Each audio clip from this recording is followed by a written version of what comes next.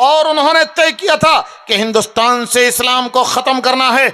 एक तरफ उलमाए किराम का कत्ल आम किया जा रहा था, दूसरी तरफ लॉर्ड मेकाले जो बड़ा तालीम का माहिर अंग्रेज माना जाता है, उसे कलकत्ते के अंदर निज़ाम तालीम नाफिज करने का जिम्मा दिया जा चुका था।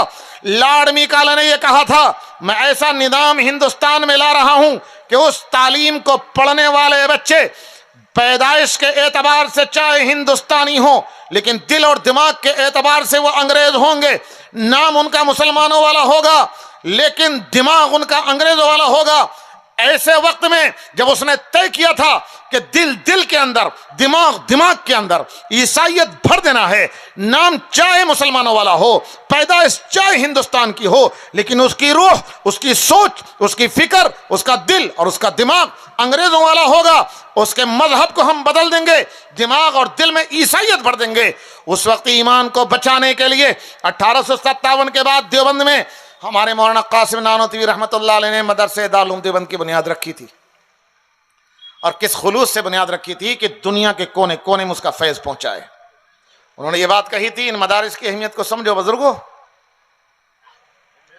मैं गारंटी के साथ कहता हूं, सिर्फ सीमांचल नहीं, पूरी दुनिया के कोने कोने के अंदर अगर दीन कहीं असली शक्ल में मौजूद है तो बिलवास्ता या बिलावास्ता अल्लाह का फजल है और शुक्र है खुदा का, देवबंद की देन है। देवबंद ने यह तय किया था और हमारे अकाबिर उलमा ने, हजरत मौलाना कासिम नानोतवी, हजरत मौलाना रशीद अहमद गंगोही, हजरत हाजी इमदादुल्लाह साहब मुहाजिर मक्की, इन्होंने उस वक्त में तय किया था जब 1857 की जंग हारने के बाद अंग्रेजों ने तय किया था कि हिंदुस्तान से कुरान मिटा दिया जाए, हिंदुस्तान से उलमा को खत्म कर दिया जाए। और इतने उलमा शहीद किए थे, इतने उलमा शहीद किए थे, आपको पता है 1857 की जंग जो शामली के मैदान में लड़ी गई, हजरत हाजी इमदादुल्लाह साहब अमीरुल मोमिनीन थे, हमारे दारुल उलूम देवबंद के बानी हजरत मौलाना मोहम्मद कासिम नानोतवी वजीर आला बंदी थे, Hazrat Maulana Rashid Ahmad Gangohi commander in chief थे, हाफिज जामिर शहीद रहमतुल्लाह अलैह उसी मैदान में शहीद हुए हैं। आपको मालूम है वो जिहाद शुरू हुआ था थाना भवन की खानका इमदादिया से। खानका इमदादिया हाजी इमदादुल्लाह साहब की खानका थी, वहीं से वो जिहाद उठा था। हजरत हाजी इमदादुल्लाह साहब मक्के मुकरमा हिजरत करके चले गए थे। उस जिहाद के बाद उलमा के कत्ल का फैसला अंग्रेजों ने किया, उलमा को मिटाया जाने लगा। थाना भवन के बुजुर्ग ये बयान करते हैं कि पूरा कस्बा खाली हो गया था। ये थाना भवन वही है जहां के हजरत मौलाना अशरफ अली साहब थानवी रहमतुल्लाह अलैह रहने वाले थे। थानवी उनको इसलिए कहा जाता है कि थाना भवन उनके कस्बे का, गांव का नाम है। थाना भवन से लोग कस्बा खाली खाली करके करीब करीब के गांव में चले गए थे। वहां के बुजुर्ग ये बतलाते हैं, जो मुसलमान बचा था अंग्रेजों ने पकड़कर दरख्तों पर लटका करके उनको फांसी दे दी। उनका गोश्त सड़ सड़ करके नीचे गिर गया, खालें सूख गईं, सूखे हुए ढांचे, नंगी हड्डियां दरख्तों के ऊपर लटकी हुई थीं। कोई उन्हें उतार कर दफन करने की हिम्मत भी नहीं करता था कि जो लाश को उतारने के लिए जाएगा अंग्रेज उसे गिरफ्तार करके उसे भी दरख्त के ऊपर लटका देंगे। और उन्होंने तय किया था कि हिंदुस्तान से इस्लाम को खत्म करना है। एक तरफ उलमाए किराम का कत्ल आम किया जा रहा था, दूसरी तरफ लॉर्ड मेकाले जो बड़ा तालीम का माहिर अंग्रेज माना जाता है, उसे कलकत्ते के अंदर निज़ाम तालीम नाफिज करने का जिम्मा दिया जा चुका था। लॉर्ड मेकाले ने यह कहा था, मैं ऐसा निज़ाम हिंदुस्तान में ला रहा हूं कि उस तालीम को पढ़ने वाले बच्चे पैदाइश के एतबार से चाहे हिंदुस्तानी हो, लेकिन दिल और दिमाग के एतबार से वो अंग्रेज होंगे। नाम उनका मुसलमानों वाला होगा, लेकिन दिमाग उनका अंग्रेजों वाला होगा। ऐसे वक्त में जब उसने तय किया था कि दिल दिल के अंदर, दिमाग दिमाग के अंदर ईसाइयत भर देना है, नाम चाहे मुसलमानों वाला हो, पैदाइश चाहे हिंदुस्तान की हो, लेकिन उसकी रूह, उसकी सोच, उसकी फिक्र, उसका दिल और उसका दिमाग अंग्रेजों वाला होगा। उसके मजहब को हम बदल देंगे, दिमाग और दिल में ईसाइयत भर देंगे। उस वक्त ईमान को बचाने के लिए 1857 के बाद देवबंद में हमारे मौलाना कासिम नानोतवी रहमतुल्लाह अलैह ने मदरसे दारुल उलूम देवबंद की बुनियाद रखी थी। और किस खुलूस से बुनियाद रखी थी कि दुनिया के कोने कोने में उसका फैज़ पहुंचाए।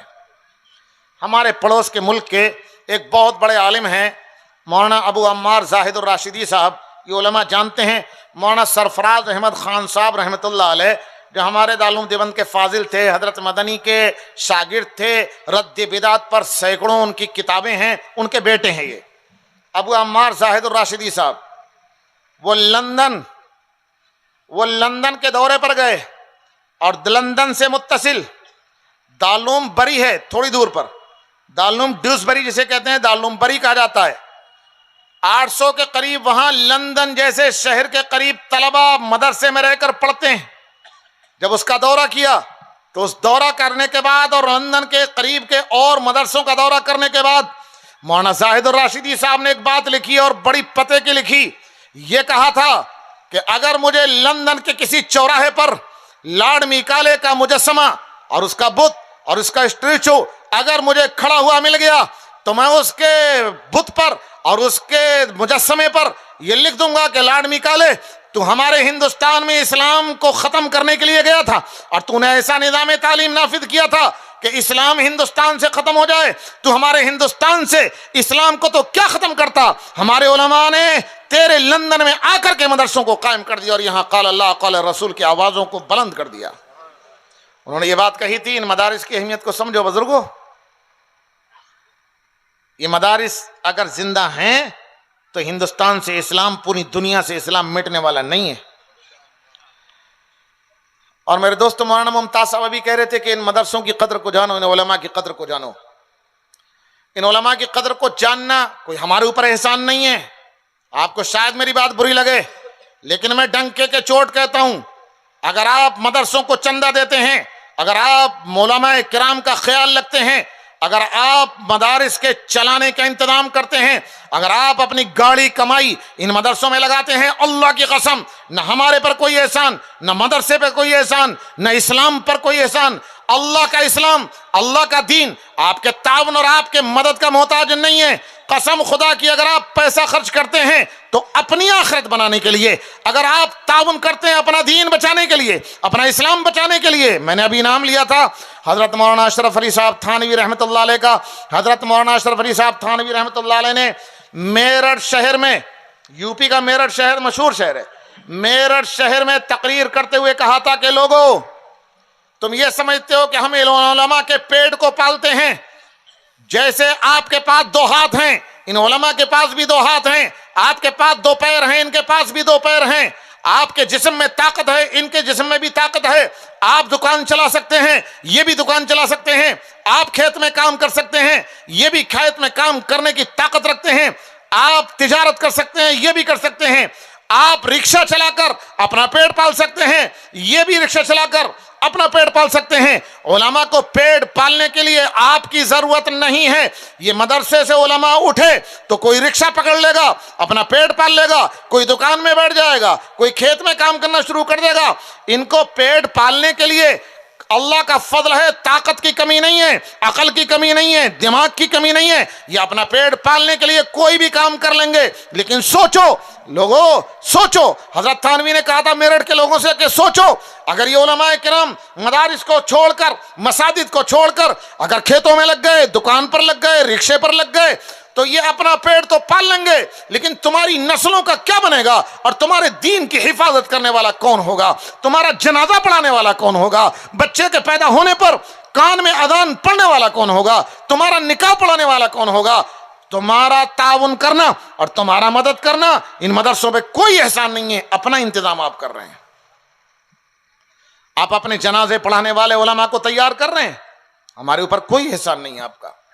आप इस जरूरत को समझो, आप इस अहमियत को समझो। और एक बात और बताऊं, अगर आप पैसा खर्च करते हैं और पैसा खर्च करके उलमा पर तैयार करते हैं, हुफ्फाज तैयार करते हैं, ये हुफ्फाज आपके दुनिया में भी काम आते हैं और ये हुफ्फाज आपके आखिरत में भी काम आएंगे।